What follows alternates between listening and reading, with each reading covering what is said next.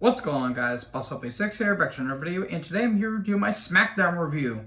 This is, of course, a pre-tape show that is from Detroit, Michigan, and we are just a half a day away from Clash at the Castle, which looks to be a pretty solid pay-per-view. Now, I did want to record this after Smackdown, but a friend of mine and I were on a call, so I got distracted with that. But anyways, I'm here to do my Smackdown review. It took a little later than usual because it's almost 11 here.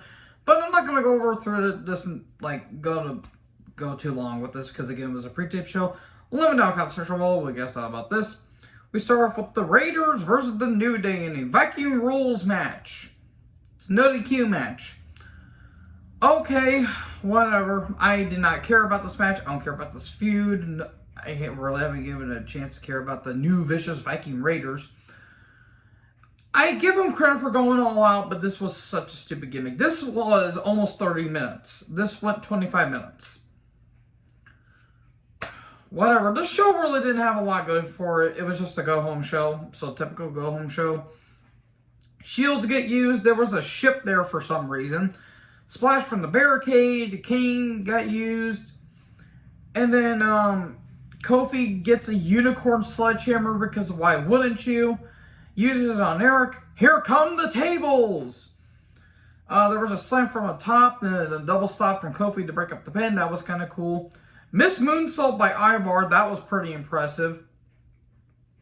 Or was it Eric? No, Ivar's the big guy. He's yeah, he's Hanson. You know, remember War Machine? Yeah, I remember when they were good too. Why is this match still going is what I put down. Woods goes to 2 tables and the Raiders win. Okay, cool. Moving on. Can we move on from this feud, please? Reigns video package, part 1 of 5, and how he won the Universal title. He won it 2 years ago. And beat the shit out of the Fiend and Strowman. And thus he won the Universal title. And then we had a recap of Zayn versus Drew last week. And then Zayn's in that man bun and in that suit. Then there's a show up and they're talking about their celebration with Roman. Shayna's backstage. Kayla, my goodness, she was distracting. If only wish she wasn't dumb on Twitter.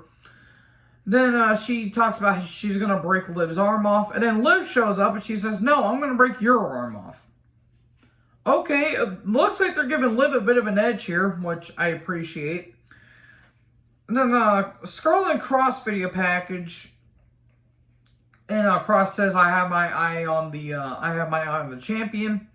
Okay. And then we have another Reigns video package, part 2, the beginning of the Tribal Chief and destroying everyone in sight. This was some good stuff. At least the video packages they've been doing are pretty damn good. Then Cross with Scarlett took on Drew Gulak. I forgot Drew Gulak was still employed. It's nothing against Gulak. It's just he's just becoming a job guy. Cross wins. He basically squashes him. And then he wrapped Gulak in the ropes. Cool. Then we get a recap of Ronda 2 weeks ago. We get another Reigns video package. Man, displaying Roman's meat all over the place is very, very, very distracting. And Ronda comes down, and she talks about, you know, what happened in court, and then Pierce comes down. It was all a hoax.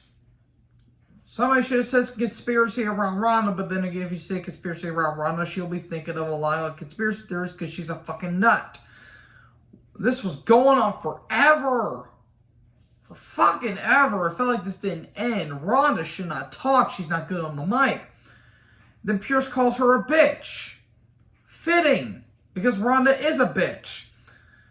And then she attacks Pierce, and the crowd goes wild. Hope the Detroit Lions go in there 0-16 like they did last year. Oh wait, no, they actually won a game last year. Yeah, that joke didn't make sense. Zayn's backstage, and he's got black roses. Oh, these don't smell good. TikTok. Killer Croc's coming for you, Sammy. Oh boy, then we get to the great one. We have Hit Row versus Maximum Male Models. What ancient demon did I piss off to deserve this? This was fucking terrible. And thankfully, the match went like 2 minutes, but it shouldn't have happened in the beginning. Garza and Humberto show up for all what they're fucking worth. Hero win. I do want to address one thing. Shanti the Adonis is a fucking moron.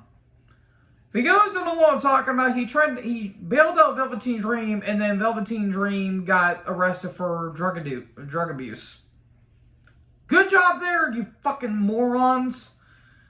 And there was rumors roaming around that Velveteen Dream was going to make a return to WWE. All of one person would have cared about him. Actually, no one would have cared about him because Velveteen Dream is not a good person. So, yeah. Cool. And then it's a 4-on-2 attack because Angel and Humberto attack. Oh, no. Then Street Profits show up. Cool. This is continuing. We get a recap of Corbin and Ricochet last week. Corbin's backstage and he says, I don't want to talk about it last week. I'm having an open challenge. Okay. Another Reigns video package. And then Corbin's in the ring. Who is he taking on? It's Nakamura. And then it goes on for a little bit. Nakamura wins with the Kinshasa. Okay. Seems like I didn't care about it. It's because it was just a match that happened. We had a recap of Leah and Raquel versus Io and Dakota, which I don't know why that they gave the women's tag titles to Raquel and Leah. Even though that Io was the legal competitor, they're going to find a way to fuck that up even more somehow. Dunn, Ridge, and Sheamus come down. We get a Connor's Cure ad.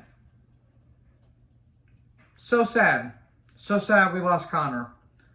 9 years old, and he battled leukemia. That is a horrible thing to go through, especially if you're that young. And if anyone is watching this and they're battling through this, my thoughts and prayers are with you. Kick cancer's ass. Cancer's a goddamn bitch. We've lost so many greats in the past. I'm trying not to get teary-eyed. But to everyone that's battling cancer, hope you guys get through this. So, Corbin's in a parking lot, and all of a sudden, JBL's limo shows up. And he says, what the hell's happened to you? Get in. Okay. I don't know what this is going to go to. Pete Dunne took on Bartel. Okay, match was fine. Probably the best worked match on the show. It's a setup Sheamus versus Walter. Joint manipulation. There was a brutal European uppercut on the floor at one point. But in the end, better end, 1, 2, 3, and Dunne wins. And then Sheamus and Walter to share each other down. Reigns video package. Zayn and Usos are backstage. Come back from break and they come down. It's Reigns celebration. Let's acknowledge the Tribal Chief. Reigns shows up in the SUV and Drew hits him with the Claymore. Drew comes down, beats the shit out of Zayn and the Usos. Claymore to Zayn. Jimmy gets put through the table. Speared through the barricade to Jay.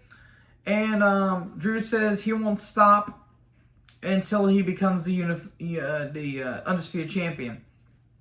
There you go. That's how you sell the main event there. So yeah, overall, Smackdown wasn't bad, but it was a tape show. And it was just a typical go-home show. So anyways, what do you guys think about the show? Let me know in the comment section below. Make sure you guys like, comment, subscribe. Join the herd. Talk to you guys next video. Peace out.